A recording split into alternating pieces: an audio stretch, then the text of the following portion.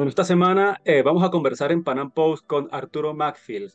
Él es diplomático nicaragüense y colega, además, periodista, que hizo una carrera en relaciones internacionales y pues se especializó en política exterior, lo que lo llevó a ser embajador de su país ante la Organización de Estados Americanos. Y justamente él acaparó titulares por haber aprovechado esta palestra internacional para denunciar al gobierno, el cual representaba al de Daniel Ortega, de ser una dictadura que viola los derechos humanos. Le doy la bienvenida a Arturo Macfield por estar aquí con nosotros y antes de entrar a analizar los acontecimientos recientes en su país, en Nicaragua, quisiera que nos ayudara brevemente a entender cómo fue que usted llegó a pues, formar parte del cuerpo diplomático de la dictadura de Daniel Ortega, cuando usted es una persona pues que, como hemos visto, defiende la libertad, los derechos humanos, la democracia. Quisiéramos saber si fue que usted tal vez en algún momento creyó en el sandinismo y luego se desilusionó, o si al momento de su nombramiento se respetaba la carrera diplomática en Nicaragua, o si por el contrario estuvo siempre al tanto de que estaba representando a una dictadura, pero quiso tal vez quebrarla desde adentro y aprovechar el momento oportuno para levantar su voz. En parte, lo que dijiste último tiene mucho de cierto, desde adentro poder hacer algo, pero en realidad algo muy importante, las dictaduras no llegan al poder y dicen voy a montar una dictadura. Toda dictadura pasa por un proceso de transformación, de degradación. En el caso del sandinismo, ellos vinieron con una propuesta de que retornaban y que iban a hacer un gobierno diferente al que hicieron en los años 80. Dijeron que iban a hacer una alianza entre gobierno, empresarios, trabajadores, y por 10 años ellos tuvieron una relación con el gran capital, con los empresarios, respetaban la empresa privada, eran un gobierno autoritario, pero no se habían quitado la máscara de dictadura. Muchos empresarios, de hecho, dos presidentes de la Cámara Nacional de Empresarios fueron encarcelados y habían creído en Ortega. Un vicepresidente de la Cámara de Empresarios había creído en Ortega, está encarcelado. Un banquero que había creído en Ortega está encarcelado. Los embajadores que trabajaron con Ortega están encarcelados. Un vicecanciller que en los años 80 estuvo con Ortega está encarcelado. Este ha sido un proceso de degradación y cada día que pasa el régimen de Nicaragua se va degradando más. Solamente esta semana encarcelando sacerdotes. Recientemente no solamente los han encarcelado, sino que les han dicho quedan inhabilitados de ejercer su ministerio, su pastoral de por vida. O sea, ¿quién les da ese derecho? Entonces vos ves que poco a poco van profundizando a niveles insospechados esta degradación. La semana pasada, defendiendo los programas nucleares de Corea del Norte y de Irán. Así que es un proceso que se ha ido degradando. Yo no culpo a la gente que todavía está en el gobierno porque es bien difícil salirse de una dictadura. No solamente es un riesgo laboral, emocional, sino de tu propia integridad física. Pero gracias a Dios por los valientes que siguen defendiendo la democracia desde dentro y desde afuera.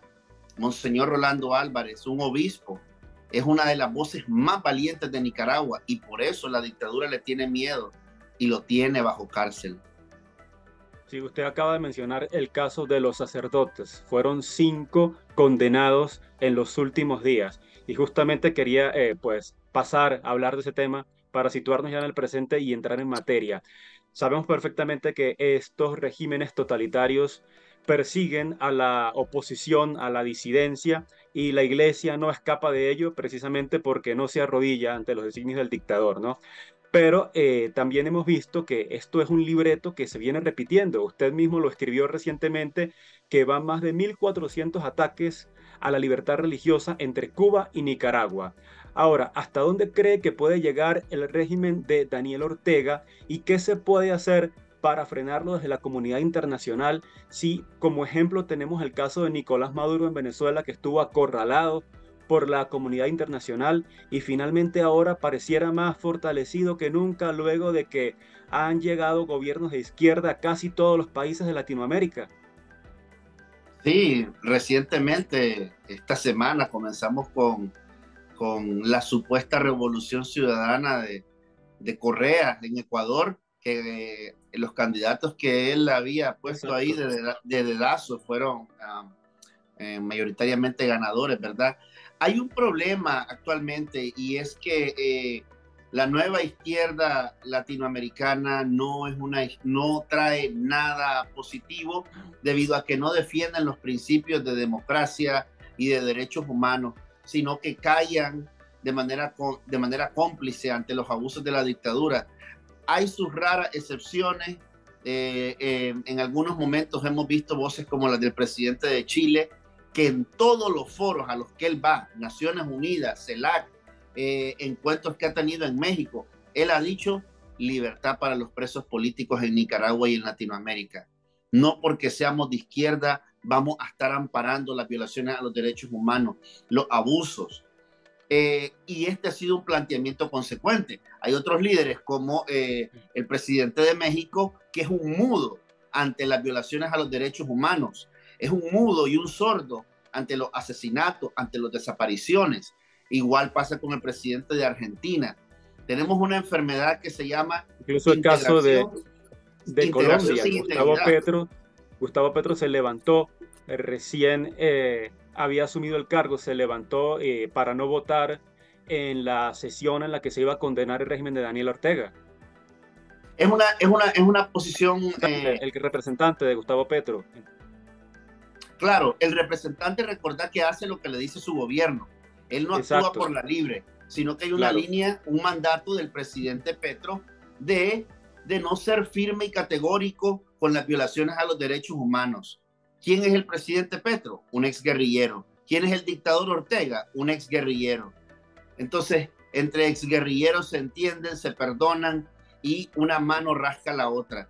Es triste y vergonzoso porque uno pensaría que un país tan hermoso como Colombia nunca va a caer en regímenes dictatoriales. Sin embargo, cada día que pasa vemos cómo se va degradando el sistema institucional y democrático en ese país. Ojalá que no tengan que pasar por situaciones tan lamentables como las de Nicaragua. Pero como te digo, las dictaduras no nacen de la noche a la mañana, llegan con una cara muy bonita, pero al final acaban convirtiéndose en monstruos como los que vivimos en Nicaragua. Sí, por eso mismo que usted acaba de mencionar fue que le hice esa primera pregunta, ¿no? Usted acaba de decir, los diplomáticos no actúan por sí solos, responden a lo que es la línea del gobierno, del presidente, en este caso de Colombia, del presidente Petro, o en su caso de Daniel Ortega cuando era diplomático ante la OEA. Pero sin embargo, vemos como en su caso demuestra que tal vez sí puede haber conciencia y que pues en algún caso puede haber algún diplomático, algún embajador que simplemente decida romper con esa línea de mando y levantar su voz. Eh, yo traté de averiguar si había pasado algo similar en la OEA, pero en la historia de la OEA No no hay ha pasado, precedente. no hay precedente. Vimos un intento de hacer algo similar recientemente con la situación de Perú, pero es muy diferente, totalmente diferente, porque fue una ruptura total con una dictadura que ha encarcelado, que ha matado, que ha desaparecido. No hay una dictadura similar a la de Ortega en este momento en América Latina que encarcele a un obispo que lo tenga en la cárcel y que le diga a los religiosos y sacerdotes, aunque ustedes cumplan su sentencia falsa, porque son sentencias espurias, aunque cumplan con su sentencia falsa, ustedes de por vida, quedan inhabilitados para predicar la palabra de Dios. ¿Qué autoridad moral o legal tiene Ortega para decirle eso a un obispo, a un sacerdote? Así que en este momento no hay un dictador tan ruin y nefasto como Ortega en este sentido. Vemos que en Cuba han habido más de 1000 ataques a la iglesia católica, perdón, a la libertad religiosa en general. pero no hemos visto todavía que encarcelen a un obispo en este siglo, que encarcelen a un obispo y que le digan que le ejerzan una presión de esa naturaleza a sus sacerdotes, a su equipo de prensa. Nicaragua vive una situación difícil, pero el ejemplo y la valentía de los obispos ha tenido un efecto boomerang. En lugar de debilitar la fe, la gente ha fortalecido su fe y su esperanza, porque ve una iglesia que no se arrodilla ante los poderosos, una iglesia que no le rinde culto a un dictador que le gusta que le den loas y alabanza. Y esa valentía de la iglesia llena de fe y esperanza al pueblo nicaragüense.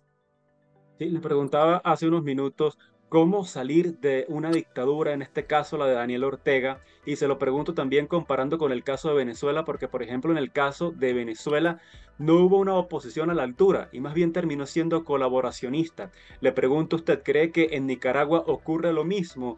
¿No hay una oposición a la altura para sacar a Daniel Ortega del poder o simplemente no hay oposición? Lo que pasa es que son escenarios muy complejos. Vos ves en Venezuela que todavía existen voces fuertes dentro de Venezuela. Por ejemplo, Corina Machado todavía está en Venezuela. En Nicaragua, todos los que han levantado su voz están presos. Ortega es el dictador más sinvergüenza del hemisferio. Hizo unas elecciones en las que echó preso a todos los contendientes. Eso todavía no se ha visto. Venezuela todavía disimula los fraudes y trata de aparentar cierta credibilidad. Fue increíble cómo ellos invitaron a la Unión Europea, al Centro Carter, para unas elecciones pasadas. Después los terminaron desacreditando y expulsando, pero por lo menos trataron de hacer la mampara, la escenografía de una elección. En Nicaragua ya Ortega se quitó la máscara, hace una elección y gana todas las elecciones, todos los municipios del país, todos. Sí, lo vimos, claro. Y encarcela a todos los opositores, encarcela a los religiosos, mató a un monaguillo en las protestas de pasadas. Ortega es un dictador que está copiando un modelo no similar a las dictaduras de Cuba y Venezuela, sino más cercano a los regímenes totalitarios de China y Corea del Norte, que ahí sí hemos visto religiosos que han sido inhabilitados de por vida. Hace años atrás en China habían 30 obispos encarcelados y medidas similares a las de Ortega, que les dice a los religiosos: usted no puede ejercer de por vida el evangelio. Entonces cosas así de duras.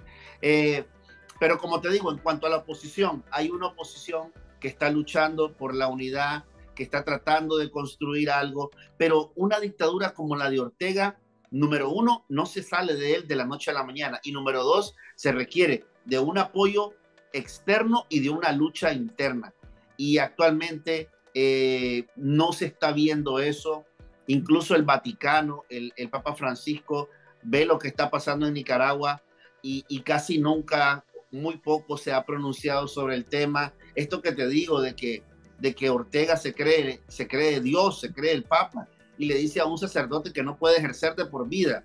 Eso merece un pronunciamiento del Papa.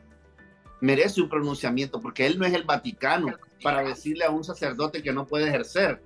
Entonces, se requiere apoyo de la comunidad internacional, se requiere una lucha interna de manera cívica. Y estos elementos todavía están muy débiles en Nicaragua, muy débiles. La única debilidad del régimen es que a lo interno se están devorando los unos a los otros. Y esos pleitos internos, Ortega está encarcelando a sus propios policías asesinos. Entonces, esos pleitos internos le pueden generar una revolución interna a Ortega. Sí, para ir, digamos, ya cerrando, quisiera entrar en materia, digamos, internacional o geopolítica, para que ya vamos cerrando con este tema, ¿no? En el que además entran tres países, y usted acaba de mencionar uno de ellos, China, pero también tenemos a Irán y Rusia, que pues son países que de alguna manera han estado intentando entrar en el hemisferio occidental, en Latinoamérica, Y justo recientemente vimos el episodio del globo espía, que estaba dos globos espías incluso, uno en Estados Unidos y otro en Latinoamérica. También el caso de los barcos de guerra iraníes que están pues en aguas de Latinoamérica, estuvieron en Brasil, van rumbo al Canal de Panamá, muy cerca de Nicaragua, por cierto. Y no podemos olvidar el caso de Rusia, donde hay una guerra iniciada por Vladimir Putin contra Ucrania. Y pues, sin embargo, a pesar de esto, no deja de tener los ojos puestos también Putin sobre Latinoamérica. La pregunta aquí es, ¿cree que se ha debilitado tal vez la política internacional de Estados Unidos bajo la administración de Joe Biden para que esté ocurriendo esto que, digamos, sus enemigos, por llamarlos de alguna manera, sigan ganando terreno en lo que se ha llamado el patio trasero de Estados Unidos? Yo no creo que se ha debilitado la política exterior hacia Latinoamérica de la actual administración, porque ni siquiera la conozco. No conozco de una política exterior hacia Latinoamérica, y eso es lo que más me preocupa. Eh, Vimos recientemente cómo Estados Unidos pidió apoyo a Colombia, a Brasil, la OTAN pidieron apoyo para que estos países donaran sus equipos rusos que tienen en su poder, ¿verdad? Para apoyar la lucha del pueblo ucraniano que está siendo invadido. Y vino Petro y dijo, yo no voy a dar mis artefactos de guerra rusos para apoyar a Ucrania. Y Brasil le dijeron a Lula y Lula también se negó. Entonces, cuando vos ves estos posicionamientos, vos te das cuenta que vivimos tiempos difíciles en que hay dictaduras establecidas como Cuba, Nicaragua y Venezuela, pero hay regímenes que solapan o son coquetos con estas autocracias de China, de Rusia, de Irán, y tienen unos posicionamientos como este. Se les dice apoyen con sus equipos que ya no están usando porque son equipos viejos equipos de Rusia, y se les dicen dónenlos o intercámbienlos para la causa de Ucrania. Perdón, entonces ves que no existe una voluntad democrática, una naturaleza democrática en estos países. Ves como de repente Lula alegremente dice, claro que sí, por favor, que pase estas dos embarcaciones militares de Irán por el territorio de Brasil. Entonces, hay una carencia de principios democráticos muy profunda en Latinoamérica. Y esa falta de principios democráticos son las que oxigenan a los dictadores de Cuba, Nicaragua y Venezuela. Lula decía el otro día en la CELAC, hay que tratar con mucho cariño a las dictaduras de Cuba y Venezuela. ¿Cómo va a decir eso un presidente que supuestamente es democrático? Tratar con cariño a Cuba y a Venezuela. Entonces, vivimos tiempos difíciles, como te digo, ojalá que hubiera un cambio, pero la tendencia es que al menos en estos próximos 3 años se vea este bloque de izquierdas radicales en la región que oxigenen a las dictaduras establecidas. Entonces, gobiernos de izquierda radical apoyan a la dictadura establecida. No estoy diciendo que son dictaduras Brasil, Colombia o México, pero ellos apoyan a estos regímenes. Una esperanza que hay también es que las cosas cambien en Argentina con las elecciones. Eso es una de las mejores noticias que tenemos y que estamos esperando con ansia, el cambio en Argentina, que es un país grande, importante, y que la mayoría de ese pueblo está harta del kirchnerismo. Y ahí viene una oportunidad de cambio. Y esas son buenas noticias para la región. Vamos a ver qué pasa, ¿verdad? Estos barcos, estos buques de guerra iraníes que pues ya tuvieron puertas, o mejor dicho, puertos abiertos en Brasil por Lula da Silva, que ya está confirmado que van hacia el Canal de Panamá. Se ha mencionado, no está confirmado, pero es muy probable que hagan también una parada en Venezuela. ¿Cree que pudieran estar llegando también a Nicaragua? Pues de Panamá no van a estar muy lejos y sabemos la relación con el régimen de Daniel Ortega y qué peligro, qué temor tiene usted en cuanto a esto o información.